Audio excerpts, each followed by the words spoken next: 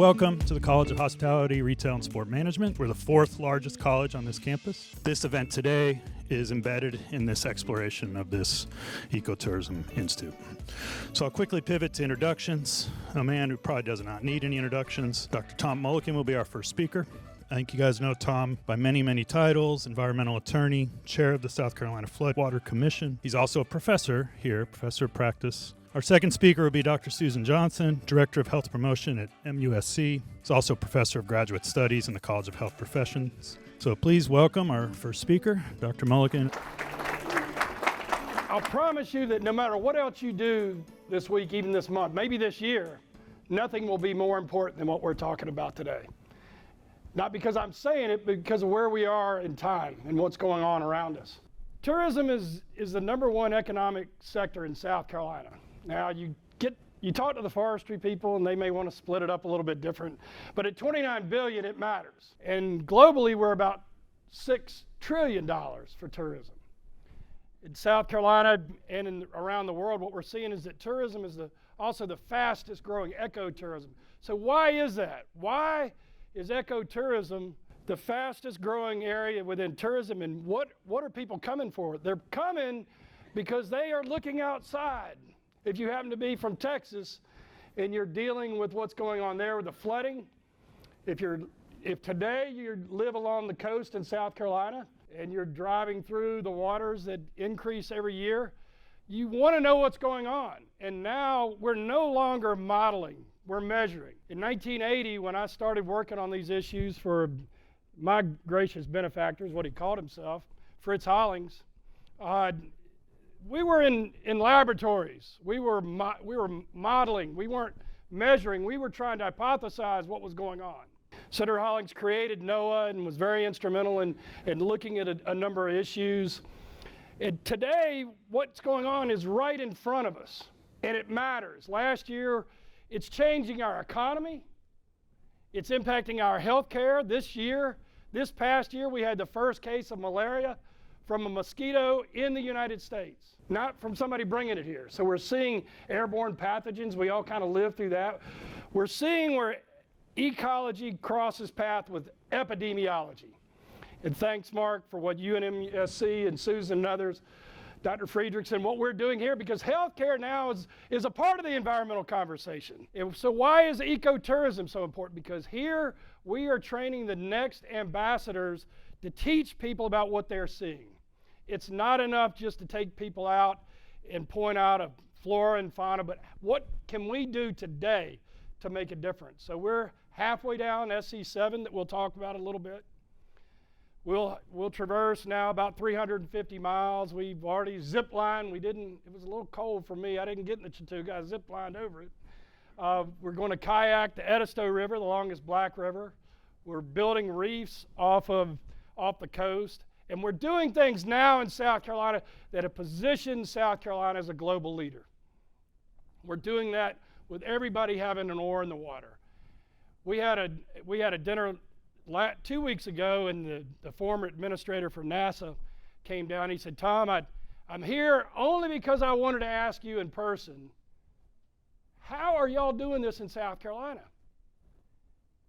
And I said, how we are doing it is we're not making it a political issue. It's about conservation. And that's where ecotourism plays such an important role. We have the state parks that are beautiful, many constructed during the CCC. And the first state park that we'll talk about, built in a majority African-American community at the end of an incredibly beautiful development of conservation. Because this is being taped, Governor, I'm going to say it right here in front of everybody. People have asked me now, since he's been in the governor's office, how much does he really want to conserve? We're a state of 20.5 million acres. And when he first told me, and I would tell people, they'd go, yeah, that's pretty good. And now I realize he's been right along. He wants to conserve 10 million out of the 20.5. We're at 3.5 million. And we need to do that, not just because we want more trails. It's not just aesthetics.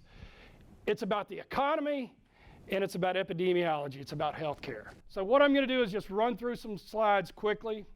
I'm not great on PowerPoint. The hardest job in my office is trying to find out where I am, so I'm going to do the best I can.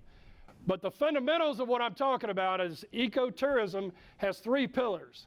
It has the economy, and that's a very important part of what we're teaching, because we get a lot of students who are very passionate about diving and kayaking and climbing and hiking, and they think passion is enough. Passion isn't enough. That gets you to the table, but it has to be economically feasible.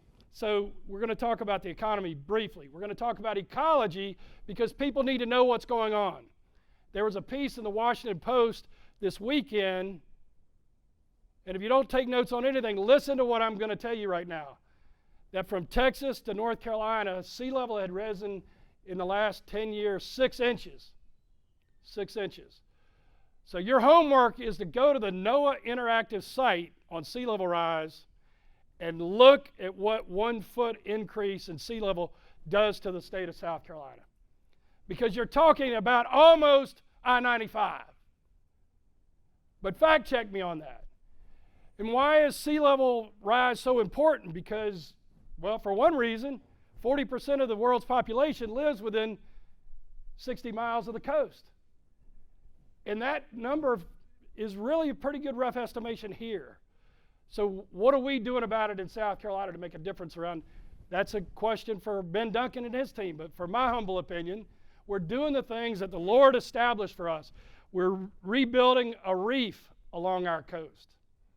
And that technology now is something that Estefania and Laurie and others are going to put down off of Ecuador. It's now, people want to know what we're doing. We're building a living shoreline.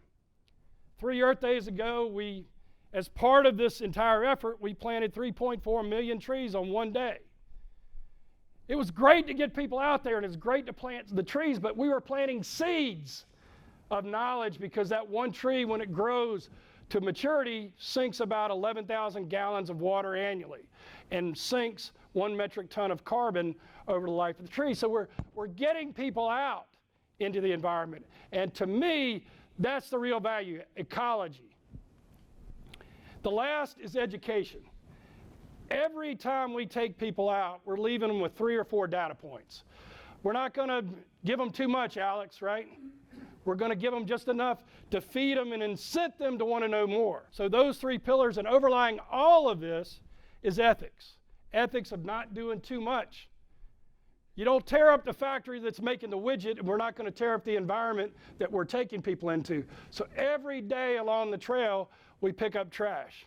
We're working collectively every day along the trail to do something meaningful. That is what ecotourism is, and that's why it's so important. It's no accident, William, that we are now the electric Motown of the country in all the jobs that you're teaching people how to equip. As we're into high schools this year, we moved from July to starting on Earth Day to get into high schools. They want to know how to make a living. I said, well, it's been about a $1.2 trillion economic impact over the last year. That's more than walking around money in Camden. And so there's plenty of opportunity. So what is tourism? Social, cultural, and economic phenomenon. It's underneath this broad umbrella that we find ecotourism. These are the numbers that I shared with you. This is worth protecting. All of our areas offer a little something different. And the greatest thing about SC7 that Paul and the state parks and the national parks that are here representing, is we have a beautiful state. The money I wasted taking my family to Hawaii to see waterfalls, it kills me. I want that money back. Go to Rainbow Falls. Go to Pickens, Oconee, Greenville counties, where we just came from, the most beautiful waterfalls in the world, right here. Did y'all know that? Because most people don't. It's amazing.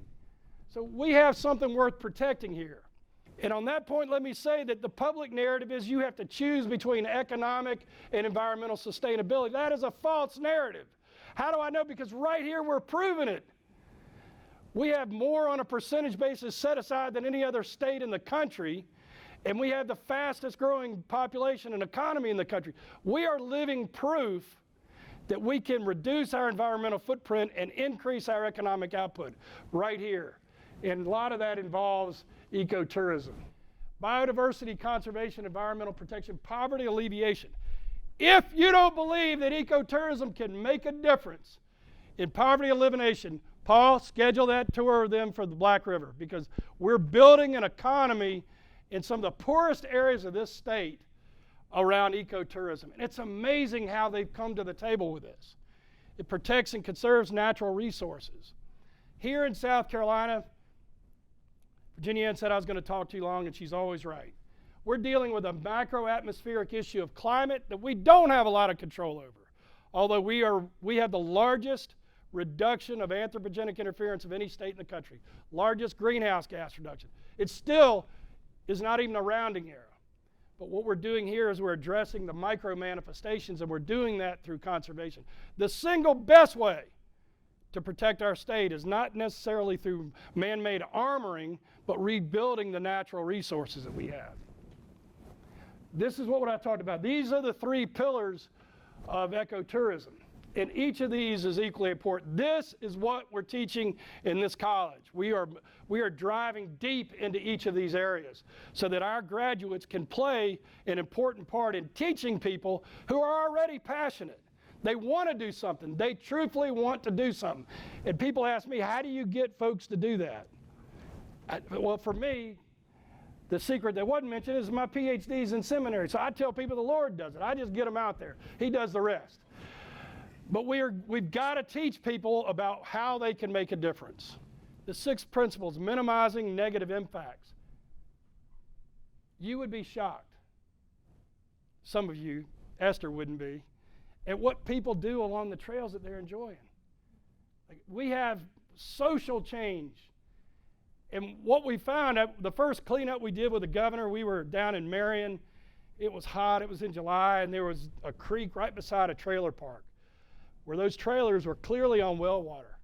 And I went in and I pulled out, which I often do, a gas can, a thing of antifreeze. And I asked the governor, I said, what is that? He said, oh, Tomcat, that's a can of gas. I said, no, sir, that is what a cancer cluster looks like before it happens, because that water, what they're pulling their drinking water out of is what is seeping down from these items that we're leaving. And often it's not just people throwing it out their car window. It's what's washed out of their carport. So we got to get better. We've got to encourage people, put a bag in your car and when you see something, because what goes into our waterways is being put into our system. We're putting about 11 million metric tons of plastic in our waterways every year.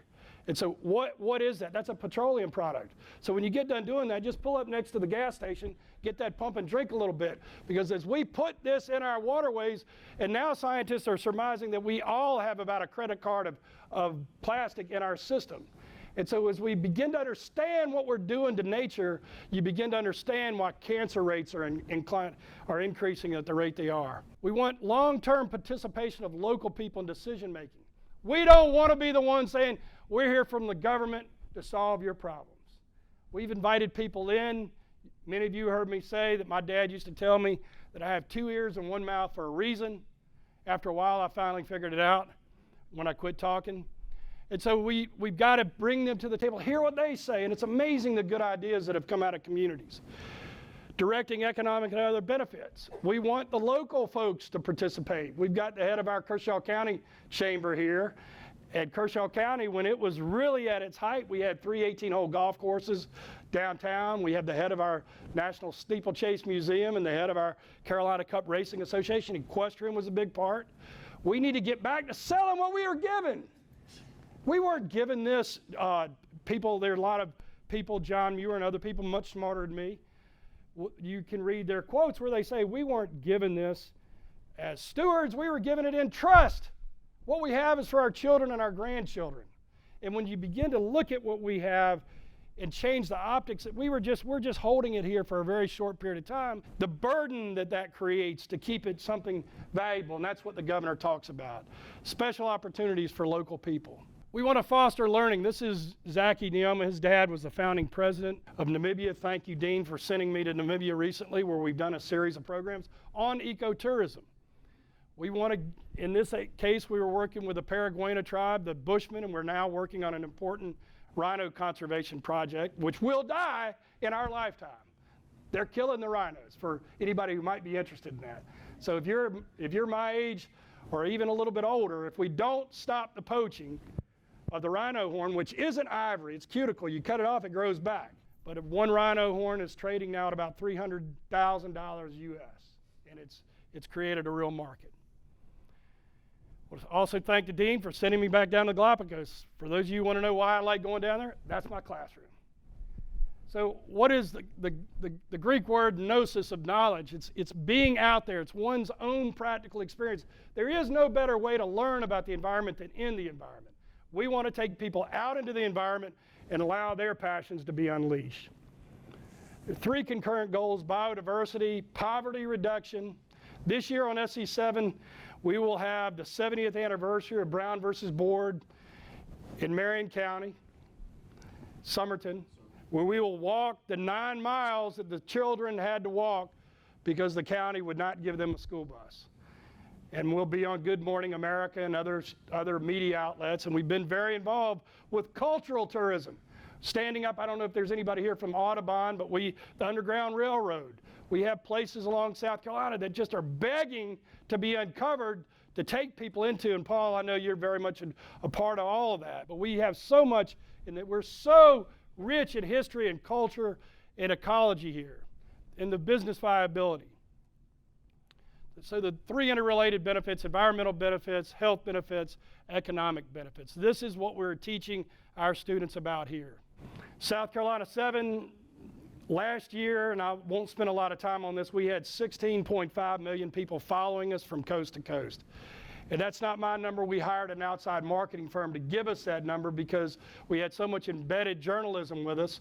And as a result of that, this year we have partners for every day along the trail. If you haven't been out, please come join us for a hike. We'll be in Camden tomorrow. I ran into the speaker, Mark, a couple nights ago. He asked me if I was in Sumter. There was only one right answer, so we're adding Sumter tomorrow. So we'll hike in Camden in the morning. We'll hike in Sumter tomorrow afternoon. I hope he can make it out. I suspect he'll be down the street, but we will do Sumter in case he asks you.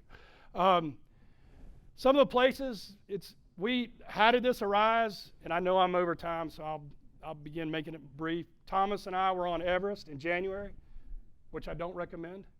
And as they dragged me out, there's no colder place on earth. I feel like if I can't tell you anything else, I can tell you what's cold, having been under the ice and diving in Antarctica and the Arctic and around. The coldest place I've ever been is in the Himalayas in January.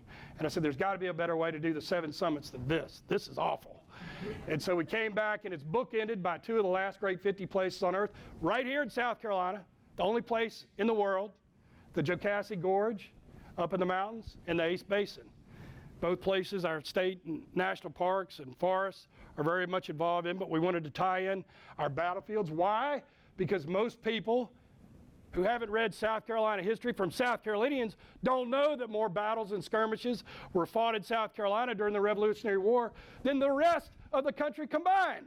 Have you ever heard that? Probably not, because the history was written by the people further north. So we have a lot to talk about. Economics is unreal. We can stand up small businesses, which is the backbone, and we're doing that with our businesses. It's a high-value economic activity. Why is it high value? Because you give me 12 kayaks and I'll give you a business. You give me somebody who's an entrepreneur and we could put them out. And I get a kick because a lot of times my more conservative friends who've always thought I was a fruit nut call me up, and when they talk about the environment, they're always whispering, "Hey, Tom, can you come over here?" You know, you don't want to talk about the environment. Go to Lexington County, go to Casey, go to Greenville, and look at what the mayor in Greenville did. These are not liberal places. These are places that have transformed their communities through ecotourism. I'm getting strange looks. I know I'm too long. We've talked about this. We want this ecotourism to continue to flourish. It is exactly where the ecology meets epidemiology. We're not talking anymore about just aesthetics. We're talking about healthy lifestyles, and you'll hear more about that from an expert. This is the Black River Project. Paul, it's unbelievable. This will be a crown and a jewel in your crown forever. This will be your legacy. What has gone on down there in doing it? If you have not been down there, please call me so I can take you on a kayaking trip down there. It's never been touched. It was the backside of plantations. So when you go there, you're not thinking about sort of antebellum. You're not thinking about Civil War. You're talking about the pre-Revolutionary War. You're talking about the first Americans. It's untouched. It's unbelievable. You cannot describe it. Go to the Grand Canyon and tell me how to take a picture of it. You'll feel the same way, this Black River Project. And it's been a consortium of state, federal, local NGOs, the mayor down in that area who's now doing a trail from his area. It's unbelievable what's going on right here in South Carolina. It's more than 47,000 acres now, isn't it, Paul? Are they still pulling down pieces? Okay. Direct benefits, indirect incentive to protect natural environments. Several $billions has been spent since Joaquin. So as we build back our natural resiliency strategies, I hope that's okay, Ben, and all that you and Alex and your entire team are doing, this is offsetting what would otherwise be government costs, and we're doing it through volunteer labor. Nobody paid 127,000 volunteers to plant 3.5 million trees. Nobody. What we have seen is we've unleashed the passions of here, Nepal. I don't even like to remember Nepal. I don't know why it's in here. That was freezing. Ecotourism. What you see in Nepal is what can happen. They now charge $90,000 US to climb Everest, which is why we went as far as you can before you hit that $90,000 number. I still have to come home to Virginia Ann. So people said, you summit? No, I stopped right when they started ringing that cash register. I think it was 22,000 feet. Ecological protection. This is Virginia Ann here. And I tell you that because she told me she wanted to drive the sled. So you notice that she zipped up. Shortly after that, I was zipped up. And instead of riding, I became the rudder because she turned it over, and I had like rug burns on top of my head. But this is up in Ely in the Boundary Waters, another area that has really seen significant economic impact off of ecotourism. Climate change is its whole conversation. I'd love to be able to take this time, but I will tell you this. We have a macro atmospheric issue that is a global issue that's having micro manifestations. We burned last year 10 million acres out west. Deserts are expanding, desertification. Here, flooding. Houston's flooding today. Sea level, we talked about that. Coastal erosion. These are major issues, and it's something that we're embedding in our curriculum with our students here. Couldn't leave that out. 10 million acres. So if anybody asks you, Bobby wants 10 million acres conserved. And tell him I told you that, will you? So he'll know I'm saying it. Health benefits. I'm going to go through this very quickly and then turn it over to... We talk about what are the benefits of a society that is largely sitting on the couch. You really cannot exaggerate all that goes on. Like, I wish I could show you these pants. I saw pictures of myself last year and I was like, that was disgusting. I had back fat. So now I lost 25 pounds. And a lot of that was because of the cafes along the way. Like, I had to quit going into the Pumpkin Town Cafe in Seawee. But the benefits from being out on the trail are numerous. Health conscious consumers seeking to improve. They want to get out on the trail. They want to be a part of it. Esther and I were cleaning up trash in Spartanburg, right? Had people walking by. They didn't help us, but they did see us doing it. Integration of nature-based environment. You will become passionate about picking up trash when you stop and do it. You'll notice it too. I didn't realize that many people still smoke cigarettes. Integration of nature-based environments and experiences to attainment of holistic wellness, and Susan will talk about that. The physiological response to being outside is real. Physical wellness, mental wellness, wellness in the community. We have, the latest number I think I had was 403,000 veterans, many dealing with PTSD. These are two Green Beret that we took up Denali, my son and I, and you could see layers coming off of them. And we have people here, veterans, that could talk all day long about the positive impacts of being outside. I would have thought wilderness therapy was something that I just didn't believe in until I saw it. I'm not a health professional, but I know what I see. SC7 we've spoken about. It's just been an unbelievable gift and an honor to be a part of this and see so many thousands of South Carolinians participating in this. Sedentary lifestyles with various negative health outcomes, juvenile diabetes. I mean, the list goes on and on and on, and you'll hear about that in just a moment. So let me just say thank you for being here, for listening to me rant. Some people, when they come out, they accuse me of doing a revival, and it is a revival. So this time I want to introduce our dear friend, Dr. Susan Johnson, who's been with us every step of the way. Thank you for what you do in MUSC, and we look forward to hearing your comments. If anyone has ever had to follow him, you know what I'm feeling right now. This is not, it's not easy to follow Tom Mullikin on any topic, especially this topic. And, but it's such an honor to be here. Oh, hi Eva. I'm seeing a lot of familiar faces, and I actually got my Ph.D. here from MUSC. It's always wonderful to come back to campus. So I feel very fortunate to be able to speak on this topic, even though I do not work in the tourism space. But I do work in healthcare, and I do work in health promotion, and I primarily focus on health promotion in the work site. And what I have been very fortunate to do is to take my personal passions and integrate them into my everyday work and my everyday job. And as I look around the room, I'm seeing people that I have pulled in. And so one of the wonderful opportunities that I've had in the past couple of years is to be a part of the first Sustainability Leadership Fellowship Program in South Carolina. It is a program run through the Furman School Shy Institute and Sustain SC. And as a part of that cohort, when we all came together, we represented the largest employers in all sectors of business in South Carolina.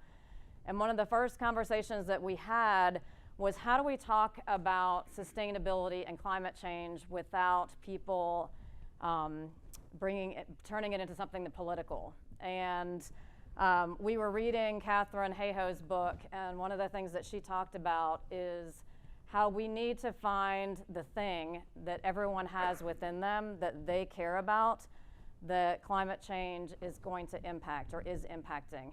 And for me, in health promotion and health and well-being and sustainability, we've always kind of been siloed in terms of talking about it from a economic perspective.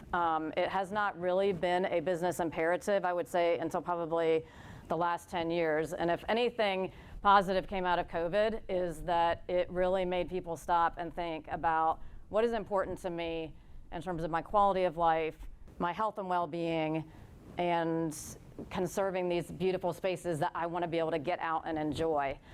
And so I wanted to just kind of set the stage for what I'm going to talk about around my personal story and why this is important. And as I do, I want you to think about maybe how you were brought up and what is important to you and why you're in the room today and why this is important to you. So I was very fortunate that I grew up out in the country, and my backyard was streams and creeks and the woods, and I had a old abandoned railroad bed that ran for miles and miles, just a short hike up the hill from my house that I grew up in. And I think that really, I know how fortunate I was, and I know that a lot of people don't get to experience that, and I think that really embedded that love of nature for me and that passion. And then my father was a college professor. He's a retired geographer. But he was also an urban planner, and he was really big into the Rails to Trails movement, and he was big in bike riding. And so I got to see that there could be a professional path to pursue your interests and make a difference. And so that was really, I think, what inspired me when I went off to college to want to continue to explore this. And I actually, in my undergrad, I started out studying commercial recreation, and then took a lot of twists and turns from there. Ended up with going to grad school and studying health promotion. But after I finished my undergrad work, I moved to Hilton Head. I just wanted to live at the beach. And I was working in health clubs, but then I was like, oh, but I want to be outside. So ended up starting a kayak company. And this was back in the early 90s. It was when the first sit-on-top kayaks were manufactured, and I was like, oh, I can do that. So bought a little fleet of sit-on-top kayaks and started a nature tour, kayak tour business, if you're familiar with Hilton Head in Shelter Cove, before they put the Disney thing in that middle of the harbor there. But it was a wonderful experience. I got to work with Todd Ballantyne and some of the other great naturalists and really learn about the ecology of the wetlands. I did a kids kayak camp and really just immersed myself in that, I guess, intersection of health and wellness and tourism without even knowing it at the time. I know Todd Ballantyne and his group, they were really, I think, early pioneers in South Carolina, and were looking to try and start an ecotourism program down in the South Low Country. But I decided to go back to school. So I went to the Citadel and then came to USC and decided to focus on health promotion. And when I landed at MUSC in 2010, I was really fortunate to have our then president, Dr. Ray Greenberg, as a mentor. And he has a public health background and really understood where I was coming from and what my vision for MUSC, and it really was focused on changing the built environment and getting our healthcare workers out of the buildings. Our nurses and our clinicians spend hours and hours inside buildings taking care of folks, and they don't take care of themselves. And I really started to learn about, we were trying to do an intervention with our nurses, and I started to kind of dig into this whole idea of green exercise and the healing aspects of nature, really for our healthcare workers, but then also found all this research that impacts outcomes for patients. And if a patient has a room where they can actually look outside at something green, that they are discharged sooner. I mean, it was incredible to me. And I really started to think, maybe I am here on this medical campus for a reason, and there's an opportunity for me to take my passion. So I spent the first couple of years at MUSC creating an urban farm on our campus. Our campus is a certified arboretum. We are a bee campus. We have done so much amazing work on our campus. And then I started to think, well, how can we help other businesses pursue this kind of intersection between health and wellness and the outdoors and conservation and sustainability. So started a program called the South Carolina Healthy Business Challenge, and that was actually where I met Tom Mullikin. So during COVID, we were unfortunately doing our seminars virtually, and Tom was working with the governor on some, what the inequities, what is it now?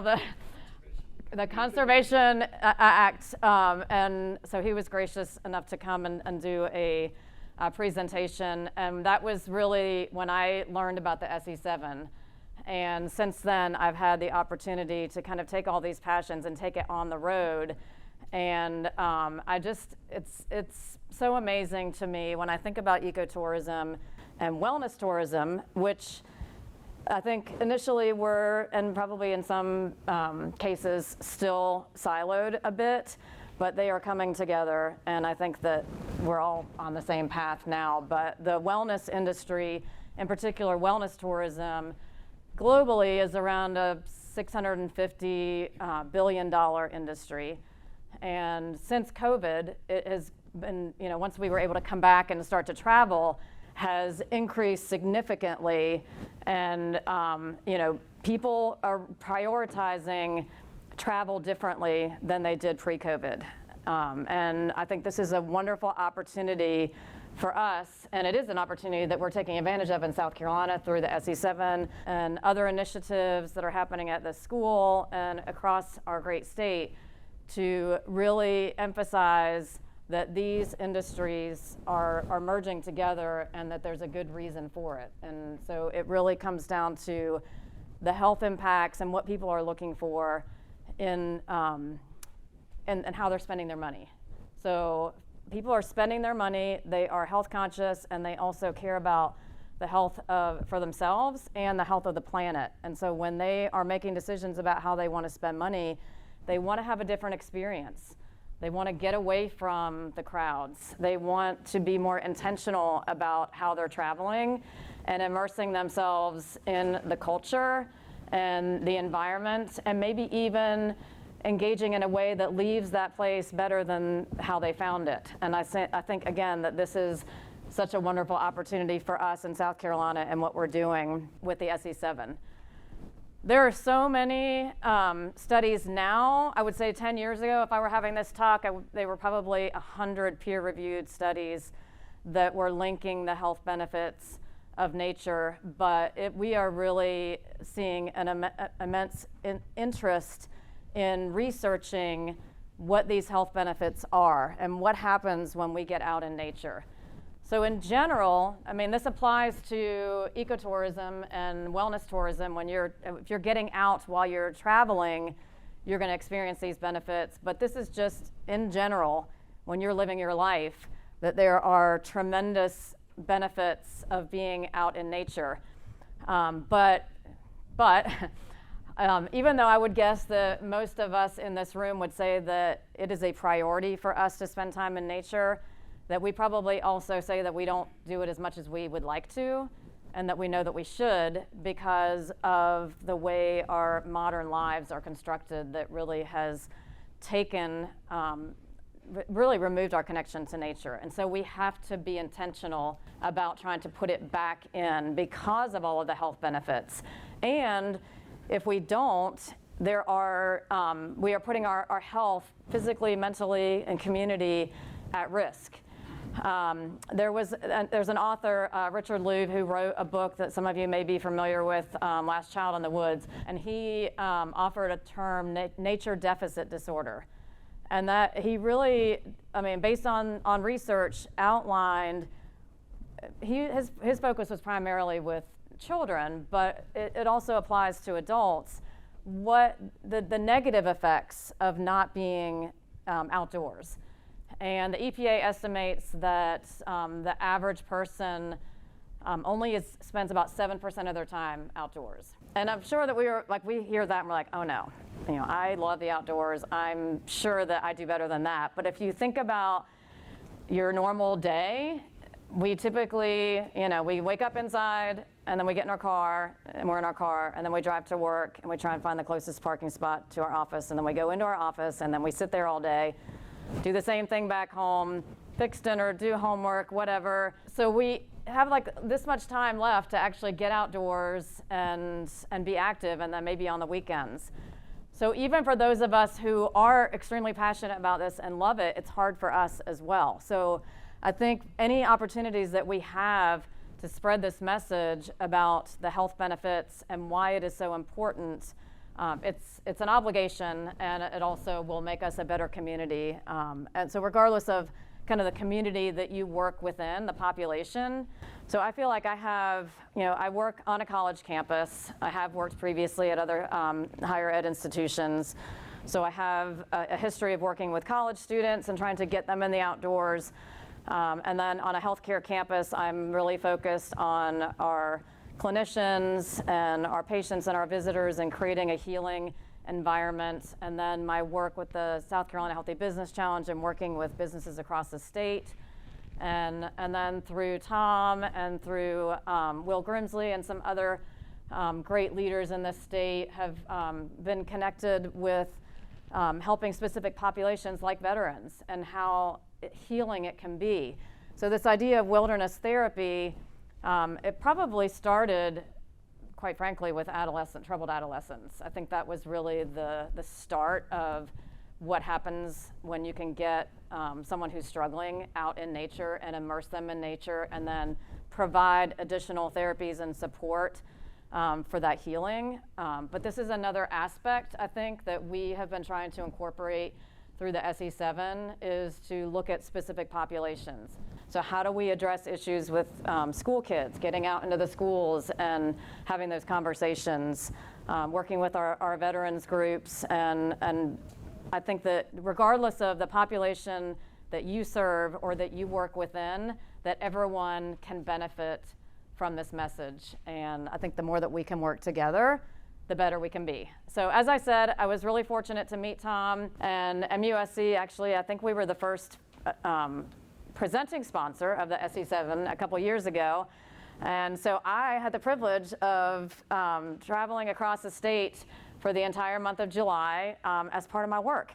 And it was amazing. I love being outdoors. I lived in South Carolina for over 30 years, but I really did not know a lot of the places that we had visited. And I think, that's one of the I think really important components of ecotourism and what's happening in South Carolina is that we're putting a spotlight on these beautiful natural resources, and certainly we want to highlight the gems, the 7 wonders, but we also have a chance to get into these smaller communities, and they are doing amazing, amazing things and really revitalizing small towns. And that's what people want.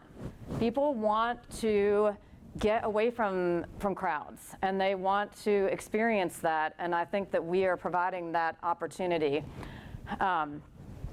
In addition to kind of that green exercise and health and fitness and that intersection, we at MUSC, as part of greening our campus and that whole idea of trying to get our nurses and our clinicians outside and active, I learned about green exercise, and I think I probably always knew, but there's a lot of research to suggest that exercise or physical activity that's done in nature has all the regular benefits of exercise and a whole lot more. And so we actually started a program at MUSC. We initially partnered with the Charleston County Parks, and we had our instructors from our wellness center go out to all of the day parks and do free exercise classes for an entire month. And then they started a green exercise program. So then we went to the city of Charleston and said, hey, can we use your parks? So we are continuing to do that. We offer a once-a-month yoga in the park. But when we partnered with the SE7, I actually talked to Michelle about this Adventure Out program and said, do you think we could do kind of a version of that to really kind of promote this green exercise idea? So we were able to incorporate that and bring in a lot of different partners to offer opportunities to be active. We had stand-up paddleboarding and yoga in the park and all sorts of different exercise that we had classes organized in beautiful settings. And people really enjoyed that, and it was a chance to get them out and see these different beautiful areas, but also reap the benefits of that. So just in closing, again, I really want to emphasize the fact that for so long we have been siloed in terms of health and wellness and sustainability and conservation and commerce. And I'm really excited about what the future is holding, because we're starting to, again, see them merging together and lifting. We're all working together collaboratively to lift this message up. And South Carolina as a case study we are doing amazing things. And obviously with the school here at USC and all of the partners that we have in the room, our stakeholders are committed to this, and I think we're on the right path, and I'm honored to be a part of that movement. So, thank you. Good afternoon, everyone. We are going to invite our speakers up for some Q&A. I have a few questions prepared, but I'd also like to open it up to anybody if they have questions along the way. My name is Lori Pennington-Gray. I'm a faculty member here in the college, and I also run the SmartState Center for Tourism and Economic Excellence. And I work closely with Tom, and it's been a pleasure to get to know him since I started here 3 years ago, and hopefully continue to do more. We did receive a few questions from the portal, so I'd like to start with those, and then we'll move on to a few others that I prepared. So the first one is for both of you. How can USC use ecotourism to encourage students to step beyond the campus bubble and experience nature?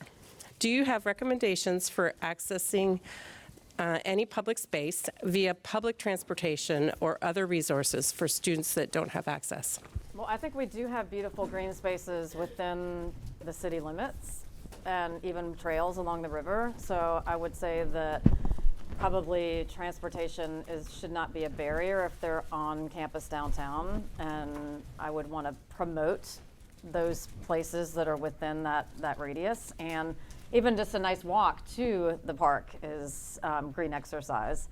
Tom, you're probably more familiar with the ecotourism program and how the school might be able to promote that.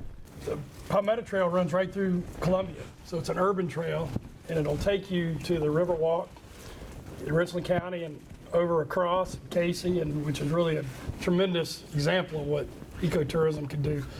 So yes, there are opportunities without getting in a car. Like we can, and I tell people, I can walk it, you can walk it, anybody can walk it. It's right here in town. Some of the prettiest places to me are getting out on the Horseshoe, the State House grounds, which is what you travel through to get to these places. So there should be plenty of opportunities. Congaree is 10 minutes away. I don't know of a bus that goes that way. But if they call me, I'll take them. Okay, so there is a bus. So how do you increase knowledge that these opportunities exist, and who is responsible for that? Okay, I guess I'm hired. So Hard I questions. don't want to get fired right here, but let me just say before I say this, we got the best dean in the world and the best faculty, the best university. In my estimation, the great challenge for USC is pivoting towards solving state issues with this tremendous engine that we have here, SmartState. It's taking this huge intellectual investment that we have here and moving it towards solving problems, not just churning for academic purposes. So now I've said it. I hope I hadn't offended anybody. There are so many issues. Ecotourism is because it's spun off so many things. It's not a coincidence that we have 4 electric vehicle manufacturers in South Carolina. We have created a climate that people come in, and I think Scott Keogh would be okay, William, with me saying that people know that we're serious about this. And that involves multi-jurisdictional, College of Engineering, College of Business, College of Hospitality and Tourism, College of Arts and Science, and we need to identify these opportunities, create these multi-jurisdictional teams that go after that. The fact that we have these opportunities in what we now call South Carolina, if the governor's here, he would get this letter out that he likes to read that goes back to early 1700s, where one of the lords here that had invested wrote a letter back to the crown talking about this is the most beautiful place on earth he had ever seen. This is what we are. And so what we need to do is pull together the resources, write papers, create opportunities around exactly what we're talking about. Okay, I'm going to force you to dig deeper. Okay. So creating You're gonna get me teams is fired. nope. This is an academic institution. So if you're going to create these teams, and you mentioned a few of the colleges, how do you do that, and around what issue, and what's going to bring people to the table? So Ben, I know that you've done work with Office of Resilience. We're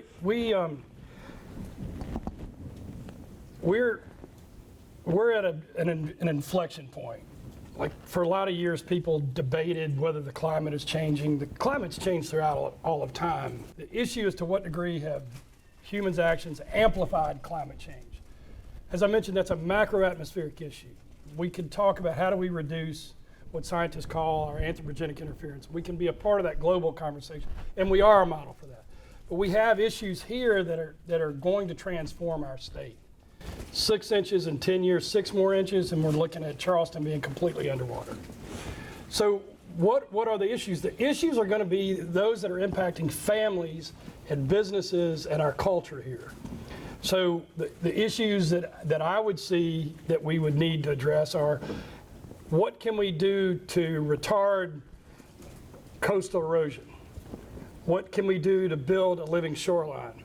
What can we do to build businesses that are a part of that? And I say that because the state, while we're heavily invested in conservation, we're also very fiscally conservative. What I've seen is as we've gotten more volunteers and more people that are passionate about doing this work, because it's the right thing to do, the more the state has been willing to open its pocketbook to invest in other types of technologies. And those technologies then bring in the College of Engineering.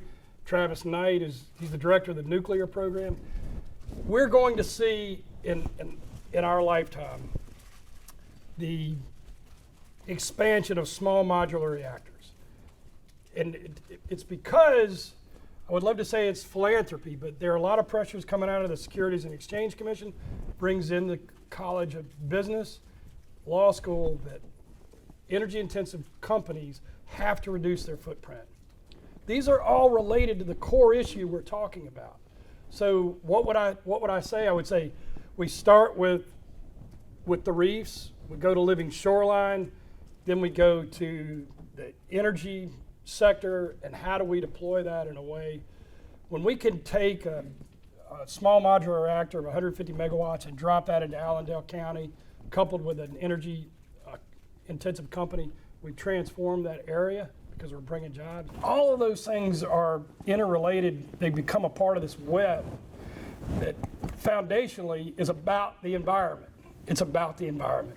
The environment, a lot of people don't recognize that, and others don't like to agree to that, but the environment is what's transforming all that we've become accustomed to. So I think we need those. If you had to say, where would I start? Reefs, shoreline, energy.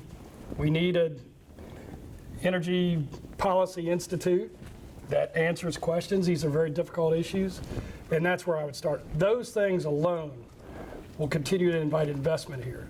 The last thing I would say is the one huge 500-pound gorilla in the room that nobody wants to talk about, and I'll stop, is comprehensive local land management planning. Because when we start getting into that issue, we're now beginning to impact people's pocketbooks. So a lot of times, because I'm too old to care, I get rolled out as red meat, and they asked me to go down and speak to a group of developers down in Horry County. And as I started, I said, here's what you have. You're either going to have more property worth less or less property worth more. But it's not static.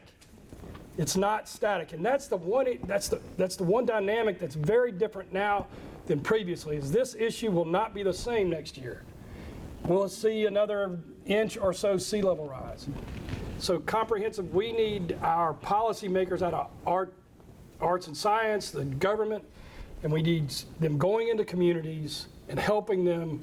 We're the fastest growing state in the country on a percentage basis. What we're seeing is slab development. As we put 400 or 500 houses in on top of a cement slab impervious surface, we're creating more flooding, right? So that would be the last thing. I'd add local comprehensive land management planning, energy, reef, and living shoreline. Thank you, Tom. All right, let's move on. Susan, I have a question for you. What do you think are the reasons there's a growing trend in green exercise, and what can universities do to capitalize on this trend?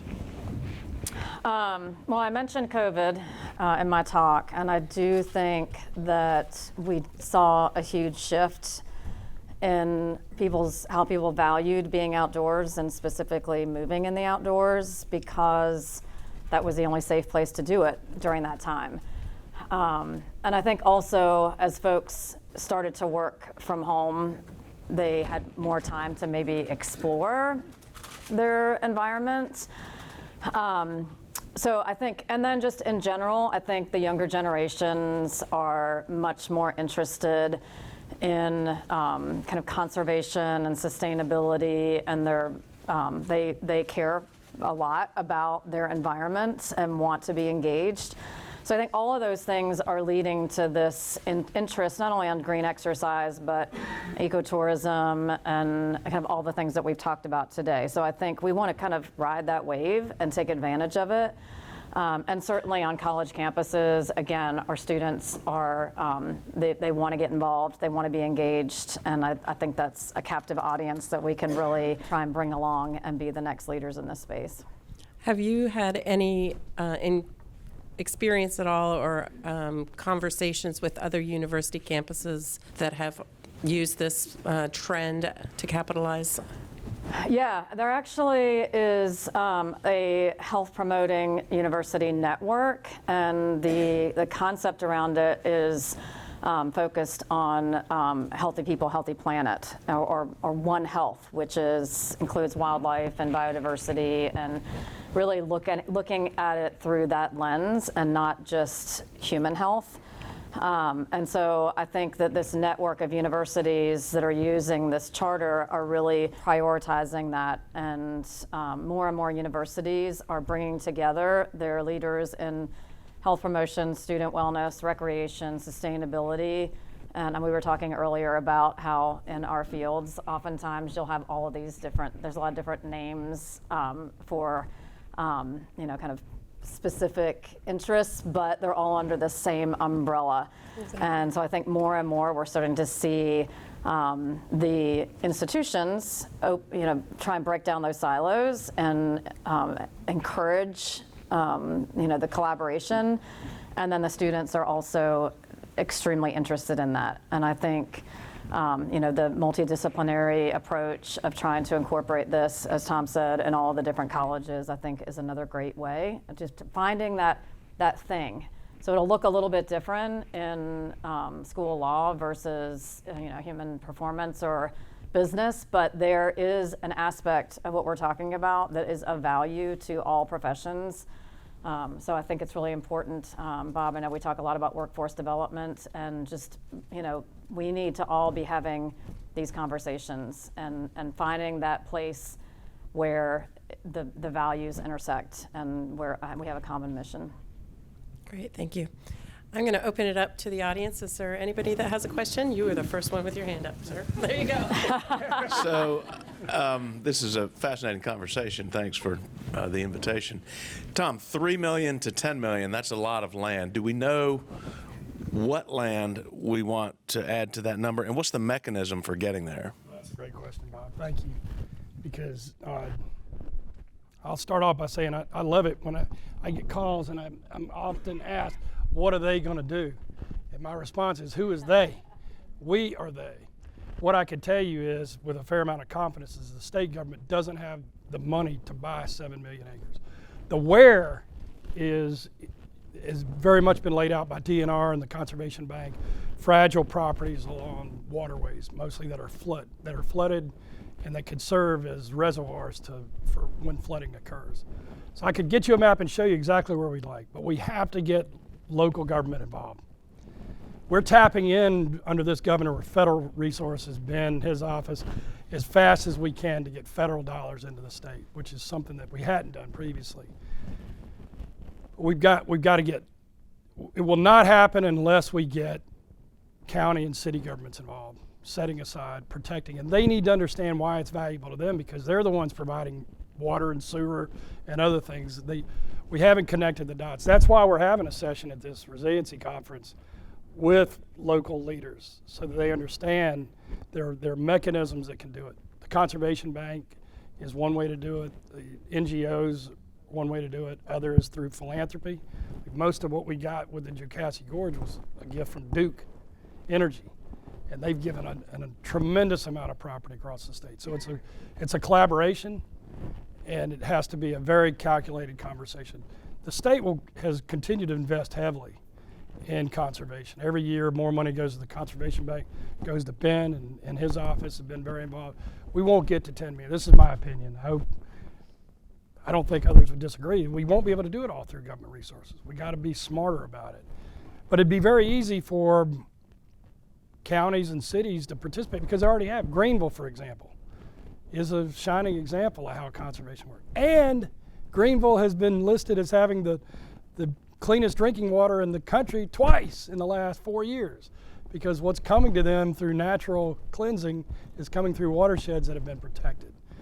It's a conversation that we need to have. We can have. The great thing about the issues we're talking about, Bob, is we're just a state of 20 million acres. We're not trying to solve the world's problems. We can solve these problems in South Carolina. Collaboration, local, city, county, NGO, state, federal government. Lindsay's involved, and we need to have everybody have an oar in water and have a hard target. In the past, it's just been kind of amorphous, you know, what do you think? We'll get this property, we'll get that property. We need to be hard driven towards that. So the more we conserve, the more that we'll protect ourselves against flooding. All right, Susan, my next question for you is, there's a lot of research that suggests that certain populations have higher constraints to participating in the outdoors. How can universities work with these communities to change the constraints that are faced by certain populations? Yeah, I mean, I would say access and equity are something that we talk about every day in healthcare, and the impacts of climate change disproportionately affect those same folks that are experiencing issues around access to safe places to exercise. I mean, it's all interrelated. and I think we're all having that same conversation. There are a lot of researchers, some of my colleagues at the College of Charleston have been funded to look at kind of mapping out the distance between these neighborhoods and access to parks, and then addressing that through policy and city planning. So I think it does involve conversations, but specifically for college students, one of the things that I wanted to bring up that I didn't around the health benefits is that idea of intentional tourism, where you want to leave the place better than you found it. And there are many, many health benefits specifically around mental health. You probably have heard the term, that we're in this loneliness epidemic. And a lot of the folks who maybe are isolated or don't have access to those places to be physically active or get out in nature are probably possibly elderly, and also are experiencing that kind of loneliness. I think engaging students in that kind of community service aspect also helps them.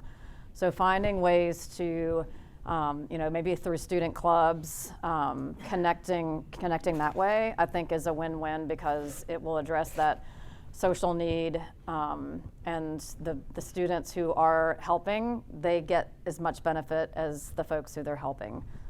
So that's just one idea I think that we might want to consider, but there are certainly a lot of benefits to that. And being out in nature and volunteerism is a great way to address mental health. Thanks, Tom. Do you have something you want to add? I got lots I want to add, but I think I just hold on. All right, then I'm going to take it back to the audience. Is there somebody else that has a question? Thank you. I'm not the loudest, so I need this. So I'm with the National Park Service, and we have battlefield parks that aren't necessarily thought of as places for outdoor recreation or seeing nature, observing nature. How do we work with the community, with the ecotourism community, with the wellness community, to really emphasize and highlight these natural resources and outdoor recreation resources that we have, and bring those folks out to our parks as well? I'll start just to highlight another organization that I'm honored to be a board member of, the South Carolina National Heritage Corridor. I'm a fairly new board member, but what I am learning is that the historical and cultural sites are as important to this conversation. And I think, connecting to purpose, we talked about at the beginning, what is your story? Why are you passionate about this? That's an opportunity for that storytelling and preserving the history and culture. And then the added benefit is that they're in beautiful places. And I think probably a place to start, which probably already exists, is school children. I just feel like there are a lot of, when I think back to my, school field trips, they were usually in beautiful historic sites, but really trying to then, educating the younger folks. But I think the same message would hold true when we're trying to get folks out into any spaces, is that when there's a story attached to it, it resonates with folks, and they tend to care more and are more passionate. Well, I was going to say this to them, but let me just say, Michelle, please stand up. Michelle is come on. Michelle and her team, none of this would happen without. Sometimes people ask me how I do it. I don't do anything. I show it with my walking sticks, and Michelle and her team put it all together, and what they do is, you could not be exaggerated, here for a very long time on different issues. Similarly, for Diane to ask that question, she's already doing great things. She just got a grant and is building on what they have going on now at Kings Mountain and doing incredibly good things. I think it's just a part of, this is a very long answer to a short question. This state suffered under an emotional malaise after the Civil War. We didn't want to talk about ourselves for a lot of reasons. And others talked about it. So we lost our heritage of the Revolutionary War. The Civil War impeded, and the human bondage was just egregious and a scar on the soul of our state. And we now are getting to the point where we can have conversations in mixed companies. the war part, the 250th anniversary is obviously a huge opportunity, which is going on now. I guess that will be next year. And we need to weave in the cultural piece. For example, the irrigation that came to South Carolina came from West Africa. It didn't come from Europe. We need to tell the story of the contributions in addition to the sin of what happened, and then the contributions that went on. We need to highlight the Underground Railroad. And so it's not just the Revolutionary War, but the Civil War, and we need to come to grips in an informed way with the tremendous diverse history of this state and begin to rise that up and deal with some of this. We're dealing as much as we can with the first case that would become Brown versus Board came out of South Carolina, Briggs versus Elliott. People lost their lives over that. And it's difficult to talk about the mixed company because nobody's comfortable. Who wants to talk about a county that would keep school children having to walk 9 miles to school and back? Nobody wants to tell that story, but it's part of our history. And we need to deal with it. We need to recognize the greatness of the war.